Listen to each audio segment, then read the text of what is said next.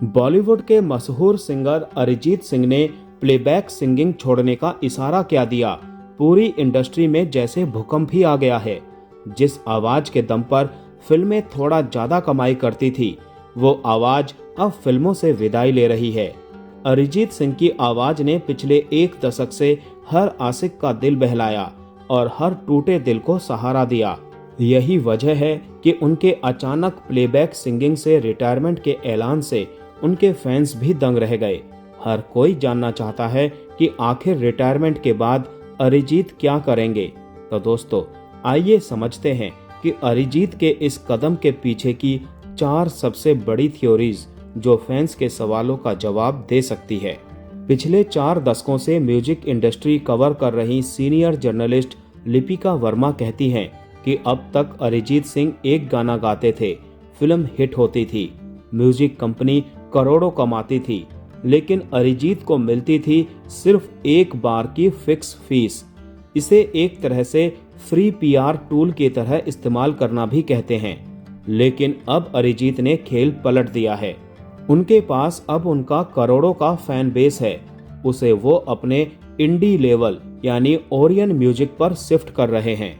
जब अरिजीत सिंह अपना गाना खुद के चैनल पर रिलीज करेंगे तो उस गाने की आईपी यानी मालिकाना हक उनके पास होगी, जिसके लिए ताउम्र जो भी रॉयल्टी आएगी वो सीधा अरिजीत की जेब में जाएगी। ये वही मॉडल है जिसे आज के बड़े एक्टर्स अपनाते हैं, यानी खुद की फिल्म बनाओ और खुद ही मालिक बनो। हाल ही में जावेद अख्तर और शंकर महादेवन ने भी कई सिंगर और म्यूजिशियन के साथ मिलकर गुनगुनालो ऐप बनाया है। इस ऐप पर आर्टिस्ट खुद का म्यूजिक बनाकर अपलोड कर सकते हैं और अगर किसी फिल्म के लिए मेकर्स को वो खरीदना है तो उन्हें सीधे आर्टिस्ट से बात करनी होगी और उनकी शर्तों पर म्यूजिक खरीदना होगा। अरिजीत भी इसी पैटर्न का इस्तेमाल कर सकते हैं। एक बड़े म्यूजिक लेबल से जुड़े सूत्रों का कहना है कि बॉलीवुड में अब कई प्रोजेक्ट्स में कारपोरेट्स और मार्केटिंग की दखल अंदाजी बढ़ रही है।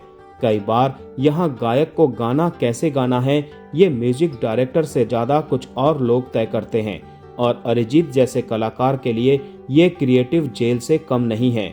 अरिजीत अब उस लेवल पर हैं जहां उन्हें किसी बैनर की जरूरत नहीं। रिटायरमेंट का मतलब है कि अब वो मसाला गानों की डिमांड से आजाद हैं। लेकिन यहाँ एक डर भी है। एक्सपर्ट्स का मानना है कि अगर अरिजीत जैसे बड़े नाम हट गए तो म्यूजिक कंपनियां सस्ते और नए टैलेंट को और भी बुरी तरह निचोड़ेगी, यानी शोषण का एक नया दौर शुरू हो सकता है जहां अच्छी आवाजों को कौड़ियों के भाव खरीदा जाएगा। सीनियर जर्नलिस्ट और फिल्म क्रिटिक आरती सक्सेना ने कहा, आज के दौर में प्लेबैक सिंगिंग सिर्फ एक विजिटिंग कार्ड रह गया है। असली पैसा फिल्मों में नहीं बल्कि स्टेडियम कॉन्सर्ट्स में है। अरिजीत अब खुद को एक ग्लोबल ब्रांड की तरह देख रहे हैं। फिल्मों के लिए घंटों स्टूडियो में बंद रहने के बजाय वो अपना समय वर्ल्ड टूर और लाइव परफॉर्मेंस को देना चाहते हैं और इन कॉन्सर्ट के लिए भारत एक अच्छा मार्केट है। एक फिल्म के गाने से ज्यादा कमाई वो एक रात के शो से कर सकते हैं। ऐसा हो सकता है कि रिटायरमेंट लेकर वो बॉलीवुड की डेडलाइन से मुक्त होना चाहते हों ताकि वो अपने लाइव म्यूजिक के अनुभव को अगली पीढ़ी के लिए लेजेंडरी बना सकें। उनका ये फैसला सफल रहा तो ये बाकी सिंगर्स के लिए एक मिसाल बनेगा। आगे चलकर उनकी तरह कुछ और सिंगर्स भी प्लेबैक सिंगिंग को बाय बाय कहकर अपना खुद का अलग अस्तित्व बनाने की ओर कदम बढ़ा सकते हैं। हालांकि ये बात अब थ्योरी नहीं रही बल्कि लगभग कंफर्म हो गई है कि अरिजीत सिनेमा से दूर नहीं जा रहे बल्कि वो अब खुद के बैनर के तहत फिल्में बना रहे हैं। जल्द ही वो अपना खुद का प्रोडक्शन हाउस लॉन्च करेंगे। वो ऐसी फिल्में बनाना चाहते हैं जो उनकी सादगी और गहरी सोच को दिखा सके।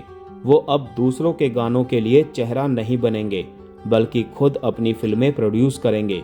यानी अब अरिजीत सिंह फिल्म्स के बैनर तले आपको वो कहानियां देखने को मिलेंगी जिनमें संगीत रूह तक उतरेगा।